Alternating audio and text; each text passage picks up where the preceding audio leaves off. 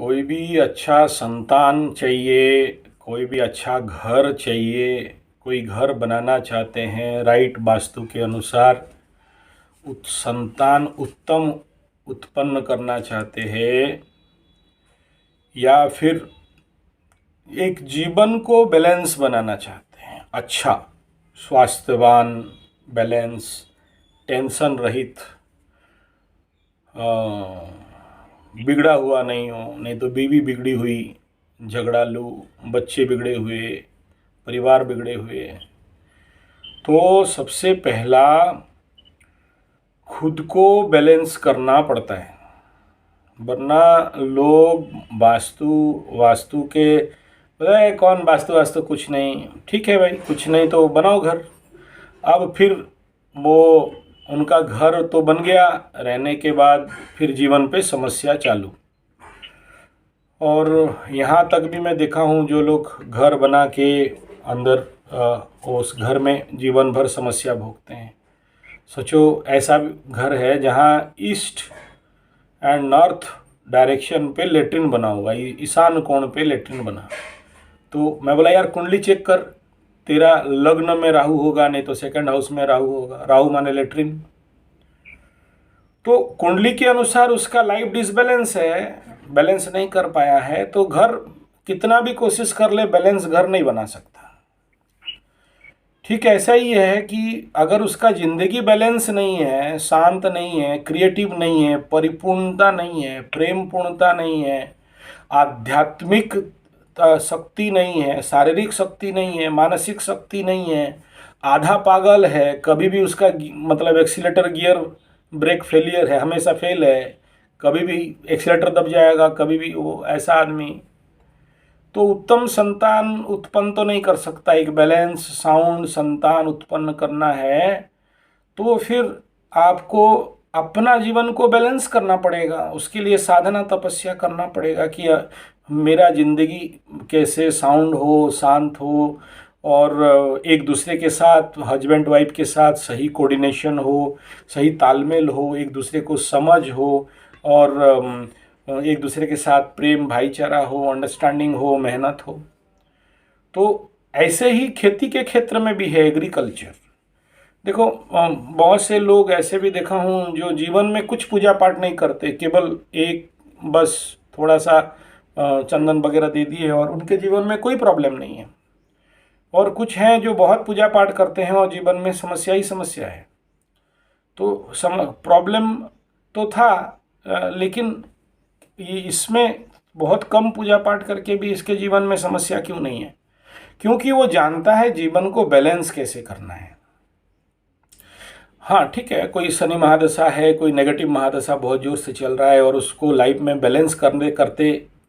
करीब करीब 3 साल से 5 साल, किसी किसी का 10 साल लगता है, लेकिन उसके बाद फिर वापस अपने बैलेंस कंडीशन पे आ जाता है।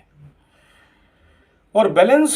जब तक नहीं होता है तब तक आप कोई क्रिएटिव काम नहीं कर सकते हो, क्योंकि आपका body mind and internal system balance में नहीं चलता है। आज बीमार है, कल दिमाग खराब है, कल क्रोध है गया, सडन क्रोध हो गया, सडन इमोशन खराब हो गया, सडन दुखी हो गए, सडन डिप्रेशन में चले गए। माने हो क्या रहा है कि आप अपने अंदर का कंट्रोल पे नहीं रखे हो तो बाहर तो कोई भी सिस्टम कंट्रोल पे नहीं आ सकता।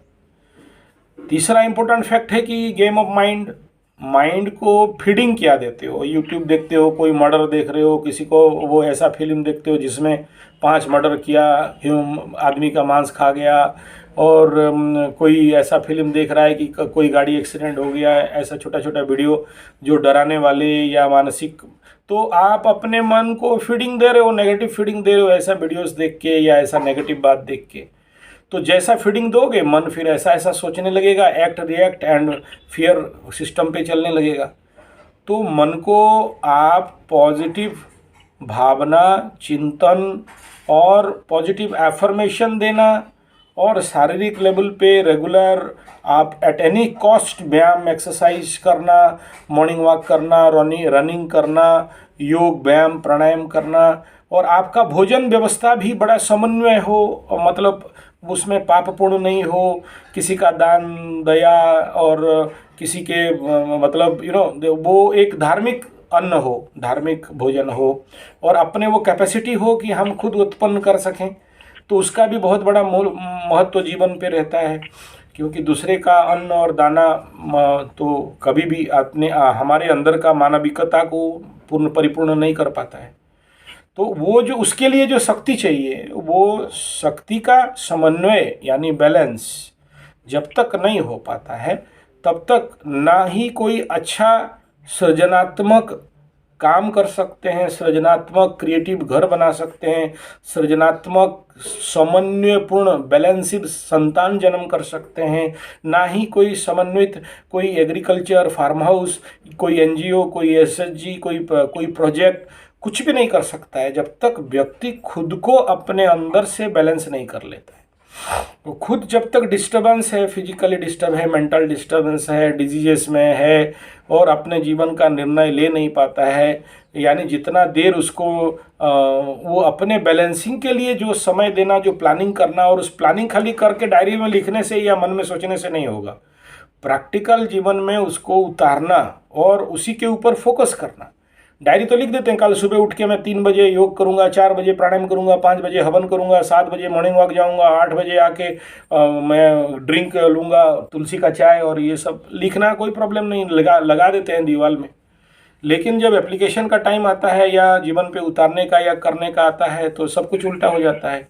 यानी संकल्प शक्ति में कमी है, तो जिसके लिए हम वो संकल्प शक्ति का कमी के कारण हम जीवन पे अपने को बैलेंस नहीं कर पाते। तो नेचुरली माइंड स्ट्रांग नहीं है। माइंड स्ट्रांग क्यों नहीं है? क्योंकि साधना का कमी है, संकल्प में कमी है। तो वो इम्पोर्टेंट पार्ट है कि पहले तो पूछो अपने को ना, मुझे पैसा चाहिए या उत्तम भोजन चाहिए? मुझे बहुत ढेर सारा पैसा, लग्जरी और सुख चाहिए, या मेरे जीवन के लिए नेचुरल एक मिट्टी का घर हो, ऑर्गेनिक या नेचुरल या बिना रासायनिक खाद वाला अमृत अन्न हो, मेरा घर जहाँ रहता हूँ वहाँ पर ढेर सारे फल फूल और सुंदर वातावरण वाला नेचुरल ऑर्गेनिक प्योर ऑक्सीजन पाने वाला घर हो, और मैं हड़बड़ा के दौड़ के पैसा के पीछे दौड़ूं, भागूं, name fame money politics power के पीछे भागूं, या फिर मैं शांत होके एक हवन कुंड में एक यज्ञ, एक नेचुरल मतलब प्राकृतिक जीवनचर्या बैलेंस, मेरे को सफिशिएंट राइट फूड डाइट इत्यादि मिले, ऐसे एक एटमॉस्फेयर में एक संतान को जन्म करना है, ताकि वो जब जन्म होकर धरती पे आए तो उसे लगे कि यार भारतीय परिवार क्या होता है, आध्यात्मिक परिवार क्या होता है, बैलेंस परिवार क्या होता है। नहीं तो ऐसा संतान आके देखा कि इधर माँ बाप से झगड़ रही है, बाप माँ से झगड़ रहा है, और फिर घर में कोई किसी के साथ कोऑर्डिनेशन नहीं है, कोई प्रेम भावना नहीं है, घर बोल के कोई मीनिंग नहीं है, बाप दौड़ रहा है पैसा के पीछे, माँ दौड़ रही है कुछ और के पीछे। तो ऐसे आने वाला पीढ़ी को हम लोग क्या दे सकते हैं, और जो मानविकता नहीं दे पा रहे हैं, तो उसके लिए ये बहुत ज़रूरी होता है कि प्लैनेट क्या बोल रहे हैं, जातक क्या बोल रहा है, कुंडली क्या बोल रहा है, प्लानिटरी पोजीशन क्या बोल रहा है, एटमॉस्फेयर क्या बोल रहा है। हम इंसान है ना, तो अपने जो समंदर में जो नाव भाग रहा है उसको हम कितना बैलेंस कर पा रहे हैं, और नहीं बैलेंस कर पा रहे हैं तो नाव डूबने वाला है, या नाव से आप बहुत दूर तक जा नहीं सकते, आधा दूर से ही रिटर्न आ जाओगे, यानी लक्ष्य प्राप्ति नहीं हो सकता है। तो इसलिए ग्रह का पोजीशन कुछ भी हो, गोचर कुछ भी हो, व्यक्ति कुछ भी हो, लेकिन स्वयं को निर्माण करना और आसपास के क्षेत्रों को निर्माण करने के लिए, और अपने अंदर का आंतरिक शांति को बना के रखने के लिए, और कंप्लेनलेस लाइफ, जीवन में सब हो लेकिन कंप्लेनलेस लाइफ हो, इस प्रकार के आध्यात्मिक वातावरण कोई दुकान में नहीं मिलता, कोई बड़े बड़े मॉल में नहीं मिलते, कोई बहुत बड़ा जो बिल्डिंग बना के बेच रहे हैं वहाँ नहीं मिल, सोसाइटी में नहीं मिलता है। वो तो खुद का निर्णायक संकल्प शक्ति और प्रयास से ऐसा चीज़ बनता है। इसलिए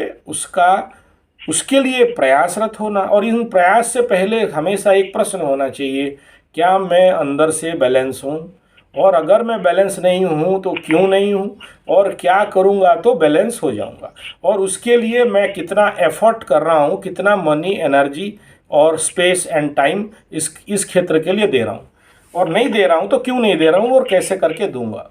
इतना होने से जीवन का परिपूर्ण कार्य हम एट एनी कॉस्ट किसी भी स्थिति स्थान काल पात्र में सफलतम स्थिति में पहुँच सकते हैं। ओके।